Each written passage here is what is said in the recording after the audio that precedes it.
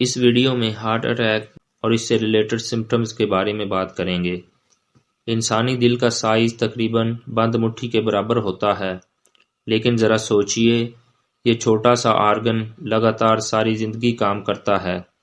1 minute میں تقریباً 60 سے 100 دفعہ دھڑکتا ہے اور 1 منٹ میں 5 سے 7 لیٹر اور پورے دن کے اندر تقریباً 7600 لیٹر خون کو ہماری باڈی میں پمپ کرتا رہتا ہے۔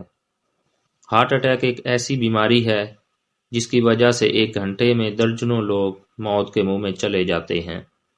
برٹش ہارٹ فاؤنڈیشن کی رپورٹ کے مطابق پوری ورلڈ کے اندر ایک دن میں تقریباً 56,000 لوگ ہارٹ اٹیک سے لقمہ اجل بن جاتے ہیں اور سال کے اندر تقریباً 7 ملین لوگ اس بیماری سے مر جاتے ہیں۔ پاکستان میں ہارٹ اٹیک سے اموات کی ریشو دوسرے ممالک کی نسبت بہت زیادہ ہے۔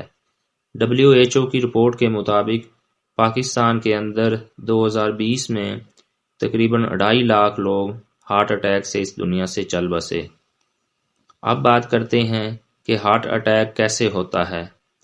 ہارٹ اٹیک یا مائیوکارڈیل انفیکشن اس وقت ہوتا ہے جب دل کے مسلز کو آکسیجن پرووائڈ کرنے والی آرٹریز، جن کو کورونری آرٹریز کہا جاتا ہے، ان کے راستے میں رکاوٹ آ جائے اور دل کے مسلز کو بروقت آکسیجن نہ مل سکے۔ آکسیجن نہ ملنے سے دل کے مسلز متاثر ہوتے ہیں۔ اگر بروقت ٹریٹمنٹ نہ کیا جائے تو دل کام کرنا چھوڑ دے گا اور ڈیتھ واقع ہو جائے گی۔ اب بات کرتے ہیں کہ بلڈ کے راستے میں رکاوٹ کیسے آتی ہے۔ عمر میں اضافے کے ساتھ ساتھ اور زیادہ لپڈز اور فیٹی کھانا کھانے سے کورونری آرٹریز میں کولیسٹرول ڈپازٹ ہونا شروع ہو جاتا ہے۔ اگر ڈپازٹس کی شرح بڑھ جائے تو آرٹریز بلاک ہو جاتی ہیں۔ ڈپازٹس کی تہہ پھٹنے سے بلڈ کلاٹس بننا شروع ہو جاتے ہیں جو ہارٹ اٹیک کا باعث بنتے ہیں۔ چلیں اب بات کرتے ہیں ہارٹ اٹیک کی سمپٹمز کے بارے میں۔ ان سمپٹمز یا وجوہات سے آپ کو پتہ چلے گا کہ آپ کو ہارٹ اٹیک یا ہارٹ سے ریلیٹڈ کارڈیو واسکولر ڈیزیزز کا سامنا کرنا پڑ رہا ہے۔ آپ نے فوری طور پر طبی امداد حاصل کرنی ہے اور ڈاکٹر سے رجوع کرنا ہے۔ ہارٹ اٹیک کی کامن سمپٹمز میں چیسٹ پین سٹارٹ ہوتی ہے، چیسٹ میں جلن بھی ہو سکتی ہے اور چھاتی پر دباؤ بڑھ جاتا ہے، جس کی وجہ سے نوزیا کی کنڈیشن ہو سکتی ہے، چکر یا الٹی کی علامات ہو سکتی ہیں اور پیشنٹ بے ہوش بھی ہو سکتا ہے۔ یہ پین بعض اوقات اتنی زیادہ نہیں ہوتی جتنی ڈراموں یا فلموں میں دکھائی جاتی ہے۔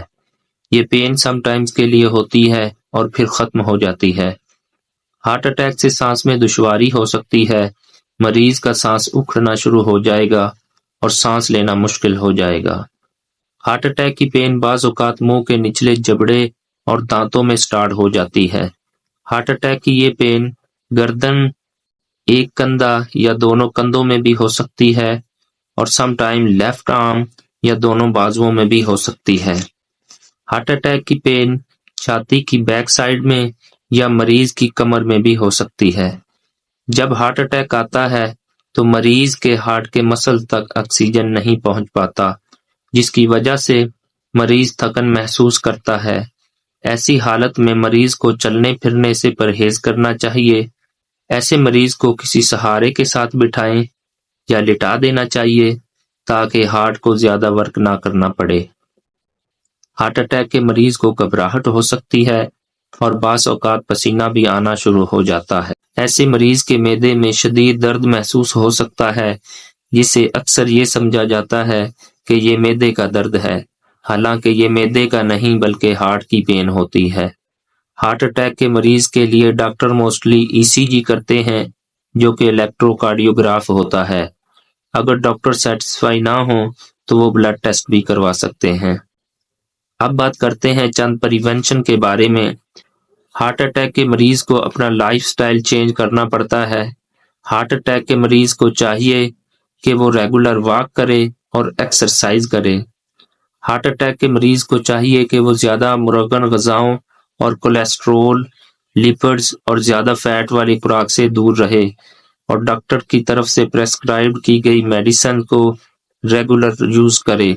تاکہ دوبارہ اس جان لیوا بیماری سے دور رہ سکے۔